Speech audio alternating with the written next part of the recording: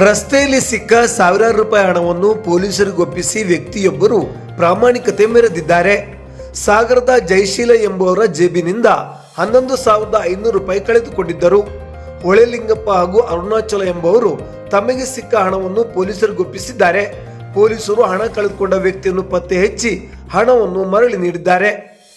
ಇನ್ನೊಂದು ಪ್ರಕರಣದಲ್ಲಿ ಪೊಲೀಸರು ಕ್ಷಿಪ್ರ ಕಾರ್ಯಾಚರಣೆ ನಡೆಸಿ ಮನೆ ಮುಂದೆ ದಾಂಧಲೆ ನಡೆಸಿದ ಆರೋಪಿಯೊಬ್ಬನನ್ನು ಸಾಗರಪೇಟೆ ಠಾಣೆ ಪೊಲೀಸರು ವಶಕ್ಕೆ ಪಡೆದು ಕ್ರಮ ಜರುಗಿಸಿದ್ದಾರೆ. ಈಚೆಗೆ ಪೊಲೀಸ್ ಠಾಣೆ ಮುಂಭಾಗದ ಶ್ರೇಯಾ ಬ್ಯೂಟಿ ಪಾರ್ಲರ್ ಅವರ ಕಾರು ಹಾಗೂ ಸಿಸಿ ಕ್ಯಾಮೆರಾವನ್ನು ಜಖಂಗೊಳಿಸಿದ ಆರೋಪಿಯನ್ನು ತ್ವರಿತಗತಿಯಲ್ಲಿ ಕಾರ್ಯಾಚರಣೆ ನಡೆಸಿ ಕಾನೂನು ಕ್ರಮ ಜರುಗಿಸಿದ್ದಾರೆ. ಇನ್ಸ್ಪೆಕ್ಟರ್ ಪುಲ್ಲಯ್ಯ ನೇತೃತ್ವದಲ್ಲಿ ಸಿಬ್ಬಂದಿಗಳಾದ ರವಿ ಎಸ್ ಮರ್ಯಣ್ಣನವರ್, ಕೃಷ್ಣಮೂರ್ತಿ, ವಿಶ್ವನಾಥ್, ಮೆಹಬೂಬ್ ಅಲಿ ಪತ್ತೆ ಕಾರ್ಯದಲ್ಲಿದ್ದರು.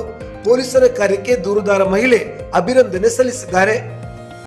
ಹೇಳಿ ಸರ್. ಆಯ್ತು, ತಲುಪಿಸಿದ ದುಡ್ಡನ್ನು ನಮ್ಮ ಪೊಲೀಸರು ಪ್ರಾಮಾಣಿಕವಾಗಿ ಅವ್ರನ್ನ ಪತ್ತೆ ಹಚ್ಚಿ ಒಳ್ಳೆ ವಾರಸುದಾರರಿಗೆ ತಲುಪಿಸಲಿಕ್ಕೆ ಪ್ರಾಮಾಣಿಕ ಪ್ರಯತ್ನ ಆಗಿದೆ. ಅಲ್ಲ, ಸಾರ್ವಜನಿಕರು ಏನು ಹೇಳಕ್ಕೆ ಬಯಸ್ತಾರೆ ಸರ್? ಈ ಥರ ಸಿಕ್ಕಾಗ, ಏನೊಂದು ವಸ್ತುಗಳು ಸಿಕ್ಕಾಗ ಸಾರ್ವಜನಿಕರು ನಮಗೆ ಗೊತ್ತಿರದೇ ಇದ್ದಾಗ ಅವರು ಪೊಲೀಸ್ ಠಾಣೆಗೆ ತಂದು ಕೊಟ್ಟರೆ ಅದು ಭಾಳ ಉಪಯೋಗ ಆಗುತ್ತೆ. ಯಾಕಂದರೆ ನಾವು ವಾರಸುದಾರನ ಪತ್ತೆ ಹಚ್ಚೋಕ್ಕೆ ಅನುಕೂಲ ಆಗುತ್ತೆ. ಸಾರ್ವಜನಿಕರು ಕೂಡ ಅವ್ರ ಪ್ರಾಮಾಣಿಕತೆಯನ್ನು ಪ್ರದರ್ಶನ ಮಾಡಿದಂಗೆ ಆಗುತ್ತೆ, ಪ್ರಾಮಾಣಿಕ ನಡ್ಕೊಂಡಂಗೂ ಆಗುತ್ತೆ. ನಮ್ಮ ಇಲಾಖೆನೂ ಪ್ರಾಮಾಣಿಕವಾಗಿ ಅದನ್ನು ವಾರಸುದಾರರಿಗೆ ಮುಟ್ಟಿಸ್ತದೆ. ಈ ಥರದ ಬೆಳವಣಿಗೆಗಳು ಒಳ್ಳೆಯದು.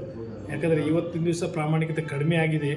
ಈ ಥರದ ಬೆಳವಣಿಗೆ ಆಗೋದ್ರಿಂದ ಜನರಲ್ಲಿ, ಸಮಾಜದಲ್ಲಿ ಎಲ್ಲರ ಹತ್ರನೂ ಈ ಒಂದು ಪ್ರಾಮಾಣಿಕತೆ ಮೂಡುತ್ತದೆ ಅನ್ನೋ ಅಭಿಪ್ರಾಯ ಪಡ್ತೀವಿ.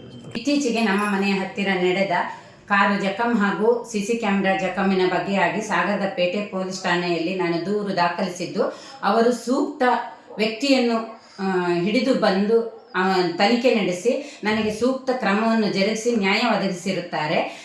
ಸಾಗರಪೇಟೆ ಠಾಣೆಯ SI ಪುಲ್ಲಯ್ಯ ಸರ್ ಹಾಗೂ ಉಳಿದ ಎಲ್ಲ ಸಿಬ್ಬಂದಿಗಳು ಸರಿಯಾದ ಸಮಯದಲ್ಲಿ ನನಗೆ ಕಾನೂನು ನ್ಯಾಯ ಒದಗಿಸಿಕೊಟ್ಟಿದ್ದಾರೆ. ಅವರಿಗೆ ನನ್ನ ಪರವಾಗಿ ಹೃತ್ಪೂರ್ವಕ ಧನ್ಯವಾದಗಳನ್ನು ಸಲ್ಲಿಸುತ್ತಿದೆ.